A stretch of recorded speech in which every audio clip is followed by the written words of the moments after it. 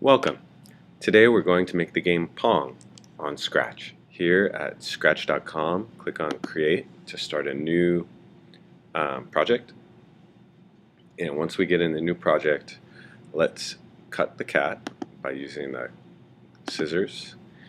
And we're going to create a new character. We'll paint a ball.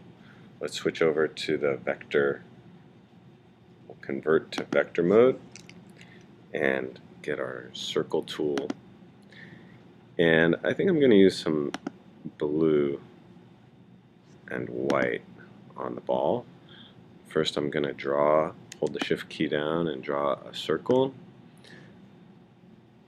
Then I'll switch tools to the paint bucket and put a blue, I'll go with a white highlight on a blue field. Something like that. Alright, way too big but otherwise nice. I'm going to switch to scripts and shrink the ball down. And the ball is one of our more basic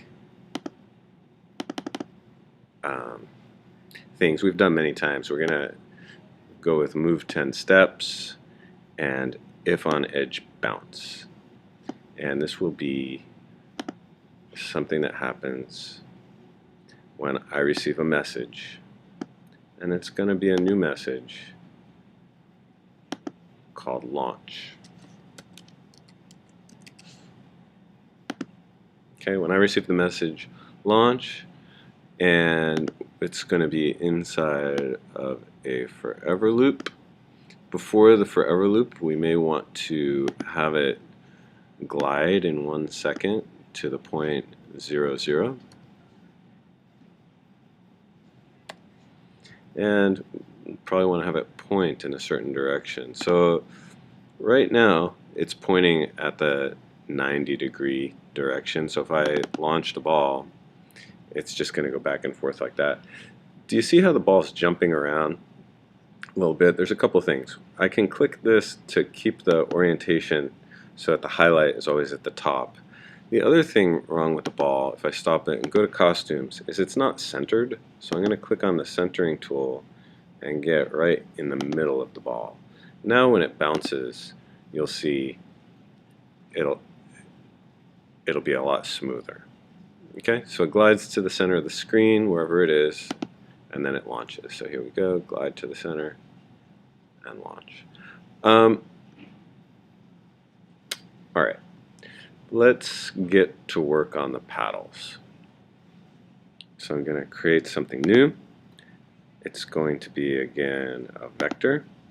I'll get my rectangle tool, and this time I want to use black and solid.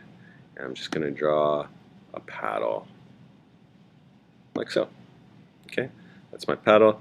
It's a little large. I'm going to shrink it down a bit. And I'm going to get the paddle and put it over here. This will be the player 1 paddle. And we're going to create all the code and then duplicate it. So I'm going to call this paddle 1.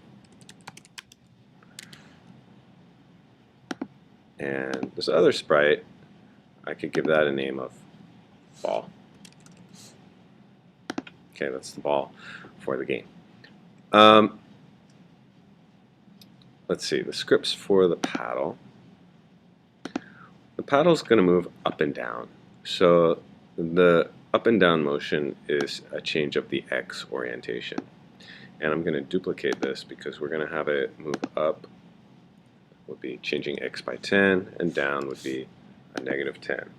We want that to happen when the A and the Z keys are pressed, right? That's the left-hand side of the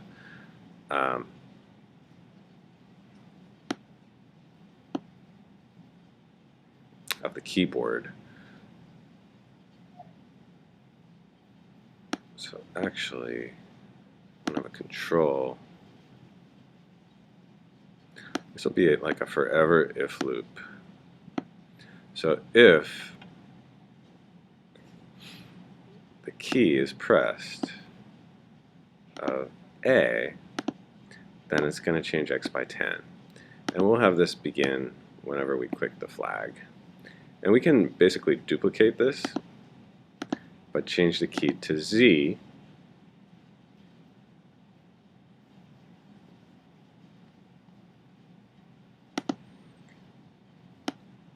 and have it change by -10. So if I click on my flag, A moves the paddle. Oh, I'm changing X. I meant to change Y. Okay, Mr. Roush, get with it. So, of course, it's the Y-axis is the up and down axis. And I made a silly mistake. Okay, so we'll change it by -10. Let's try again. Click the flag. A moves up, Z moves down, and we want it around here. Okay, so now if I launch the ball, I could also say in the ball code that when the flag is clicked, we're going to broadcast launch. Okay, I'm having this whole launch thing because we're going to be creating scorekeeping, and when somebody scores, we want it to move the ball back to the center and start over. And I may also want to start initially with the ball facing in a direction that's a little bit more interesting. So let's try clicking the flag, and there we go. And I can move up and down, but I cannot yet actually touch the ball. The ball just goes right through my paddle. So we're going to have to work on that. And that's going to come up next, okay?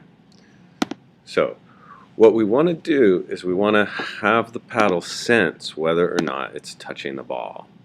So this is going to be similar to what we have here. So I'm going to duplicate one of these, but it's not going to be if a key is pressed. It's going to be if touching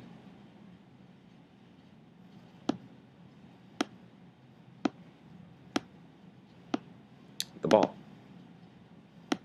Okay, so the paddle is sensing if it's touching the ball, it's going to broadcast something new.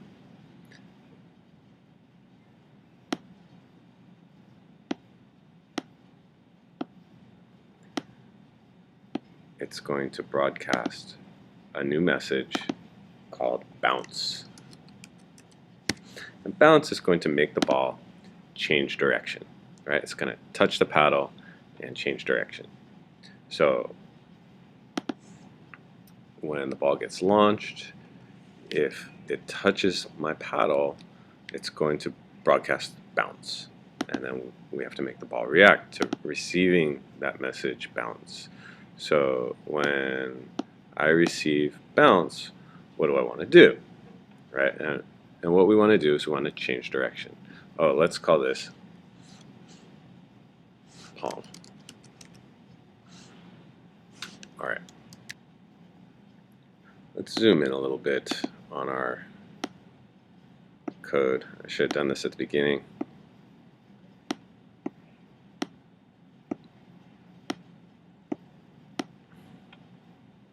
All right. So when I receive bounce, what do I want to happen? I want my direction to change. So that's under motion, and it's a point in direction. And our current direction is one of the built-in variables of Scratch. So if I examine in here, my current direction is -110 degrees. When I launch, it seems to be changing to its opposite. So here I'm seeing the directions down here. So it's going at 70, and it hits the wall. It comes off at -70. -110 changes to +110. So I want to point in the direction of the opposite of the current direction. I think that will give us what we want when we receive bounce. And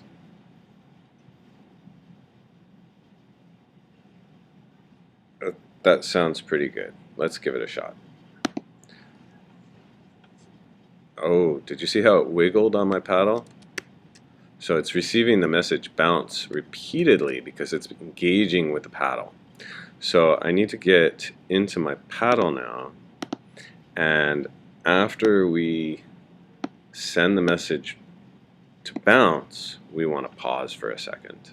So I'm going to go into my control and say, after I broadcast bounce, wait 1 second. then it won't have this issue anymore. And so we have a working paddle. The next thing we want to do is duplicate the paddle. So I'm going to double two-finger tip on that, duplicate. Now I have a second paddle, and it automatically called it paddle 2.